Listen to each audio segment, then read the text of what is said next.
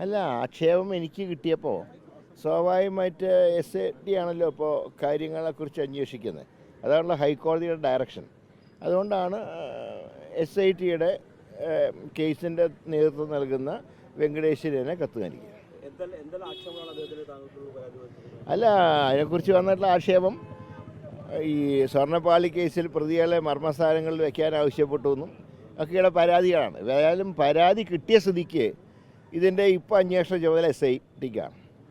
മാത്രമല്ല ഹൈക്കോടതി പറഞ്ഞിട്ടുള്ളത് ഡയറക്റ്റായിട്ട് SITയുടെ പ്രവർത്തനങ്ങൾ കോടതിയോട് ബന്ധപ്പെടണമെന്നാണ് പറഞ്ഞിട്ടുള്ളത്.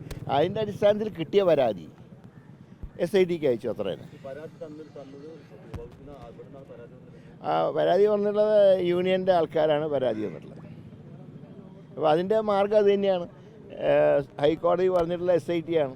അതുകൊണ്ട് SITയുടെ തലവൻ എനിക്ക് കിട്ടിയ പരാതി ഫോർവേഡ് ചെയ്തു. അല്ല, അത് SIT അന്വേഷിച്ചോട്ടെ. ഞാനിപ്പോൾ അദ്ദേഹത്തിന് പ്രഥമ ദൃഷ്ടിയ ഒന്നും കുറ്റക്കാരനാക്കിയിട്ടില്ല. പക്ഷേ എനിക്കൊരു പരാതി കിട്ടുമ്പോൾ, മന്ത്രി എന്നുള്ള എനിക്കൊരു പരാതി കിട്ടുമ്പോൾ തീർച്ചയായിട്ടും അത് അന്വേഷിക്കുന്ന അന്വേഷണ ഏജൻസിക്ക് കൈമാറണം.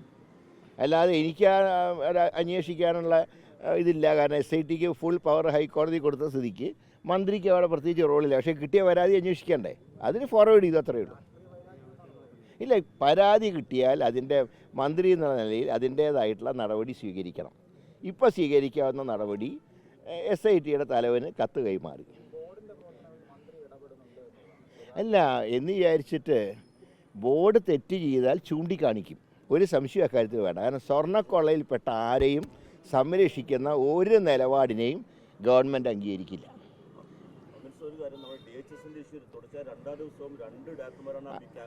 അല്ല, അതൊന്നും കുഴപ്പമില്ല. അതൊക്കെ നിയമത്തിൻ്റെ വഴിക്ക് പോട്ടെ.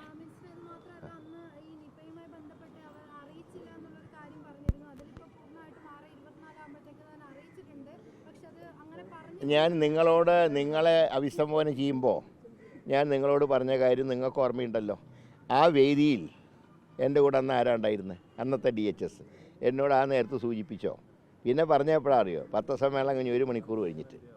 അപ്പോൾ അതൊക്കെ ലൈൻ ക്ലിയറാണ്. ഏതായാലും ബാക്കി കാര്യങ്ങൾ നിയമോപദേശം കിട്ടിയതിന് ശേഷം സ്വീകരിക്കും.